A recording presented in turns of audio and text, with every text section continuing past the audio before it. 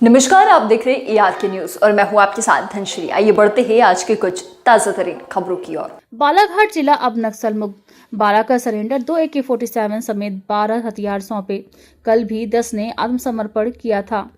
बालाघाट जिले के बॉर्डर से सटे छत्तीसगढ़ के खैरागढ़ स्थित थाना बकरकट्टा में कम्युनिस्ट पार्टी ऑफ इंडिया के 12 कैडर ने पुलिस के सामने सरेंडर कर दिया। इन कैडरों ने अपने पास मौजूद हथियार भी सुरक्षा बलों को सौंप दिए। मध्य प्रदेश का ये प्रमुख नक्सल प्रभावित जिला, जिसकी पहचान 1990 के दशक से नक्सली हिंसा और सक्रियता के लिए रही है, अब आधिकारिक रूप से नक्सल मुक्त घोषित कर दिया गया है। ये उपलब्धि केंद्रीय गृह मंत्रालय की मार्च 2026 की तय समय सीमा से पहले हासिल हुई है। अब सिर्फ एक नक्सली दीपक सक्रिय। बालाघाट SP आदित्य मिश्रा के मुताबिक नक्सलियों ने पुनर्वास से पुनर्जीवन तक सरकार की नीति से प्रभावित होकर आत्मसमर्पण किया है। इससे जिला लगभग नक्सली मुक्त हो गया है। जिले में अब सिर्फ एक नक्सली दीपक सक्रिय है। सुरक्षा एजेंसियों को उम्मीद है कि वो भी जल्द सरेंडर कर देगा।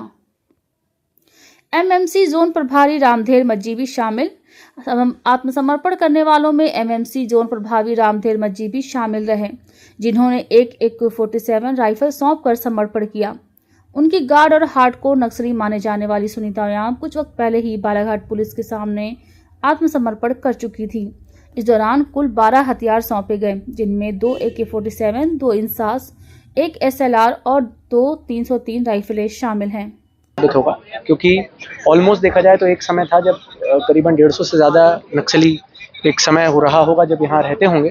आज हम चाहें तो उंगलियों पे गिन सकते हैं जितने नक्सली बचे हैं। जैसे हमारे मुख्यमंत्री जी ने कहा था कि जो नक्सली मुख्यधारा में आना चाहते हैं, समाज में जुड़ना चाहते हैं, उनके लिए सरकार अपनी योजनाओं के तहत जो रिहैबिलिटेशन रीइंटीग्रेशन पॉलिसी है उसके तहत पुनर्वास का प्रावधान करेगी। परंतु जो नहीं आ रहे हैं उनको ऑपरेशनल, जब हमारी फोर्सेस जा रही हैं लगातार जंगल में और ऑपरेशनल सक्सेस भी मिल रही है। इस पूरी घटना के होने के पीछे मुझे लगता है कि सबसे ज़्यादा जो काम किया है वो प्रेशर रहा है, क्योंकि लगातार आप देखेंगे कि लगातार हमारी फोर्सेस ऑपरेशंस कर रही हैं, डीप मोस्ट इंटीरियर एरियाज़ में कर रही हैं, टफ टेरेन्स में ऑपरेशंस कर रही हैं, इंटरस्टेट ऑपरेशंस हो रहे हैं और काफ़ी बड़ी संख्या में। आप देखेंगे कल भी एक्सचेंज ऑफ फायर हुआ। मुझे लगता है कि वर्ष 2025 में ही अगर एक्सचेंज ऑफ फायर्स की बात करें तो सर्वाधिक exchange of fires, dump recoveries या इनकाउंटर्स रहे हैं। तो इससे इन पे प्रेशर तो पड़ता ही है। इसी के साथ जो एक महत्वपूर्ण भूमिका मुझे लग रही है वो हमारे ग्रामवासियों की रही है, जिन लोगों ने इनका सपोर्ट सिस्टम तोड़ दिया है। ग्रामों में अगर आप जाएंगे, आप पता करेंगे तो लोगों में एक जनरल कंसेंसस है इस चीज़ का कि हमें नक्सलियों का किसी प्रकार का कोई समर्थन नहीं करना।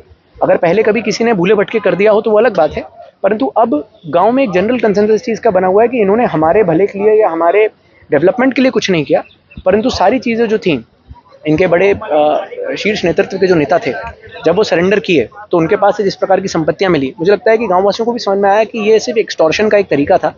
तो वो एक बहुत बड़ा फैक्टर रहा है कि जब आपका सोशल सपोर्ट टूट जाता है या आपका लॉजिस्टिकल सपोर्ट टूट जाता है तो आपको भी लगता है कि हम यहाँ पर सर्वाइव नहीं कर सकते, और वही एक बड़ा कारण रहा होगा जिसके कारण इन्होंने सरेंडर किया। आपने सर रेगुलर एंटी नक्सल ऑपरेशन चलाया, लगभग 2000 करीबन ऑपरेशन हुए एक साल के अंदर। आपके द्वारा लगातार चले अवैध डंप और ये मिलत और कहीं न कहीं अपने ठिकाने छोड़ के भाग गए, तो उसको लेकर क्या है? देखिए, मुझे लगता है कि ये मेरा नहीं है, हमारी एक पूरी टीम है, और ये सारी जो आज की जिसके लिए हम लोग सब खुश हो रहे हैं या कार्रवाई है, ये हमारे जवानों के खून पसीने की मेहनत की कार्रवाई है। और आज के नहीं, जिन्होंने पहले भी यहाँ पर कभी सपोर्ट किया होगा, पहले कभी ड्यूटी की होगी।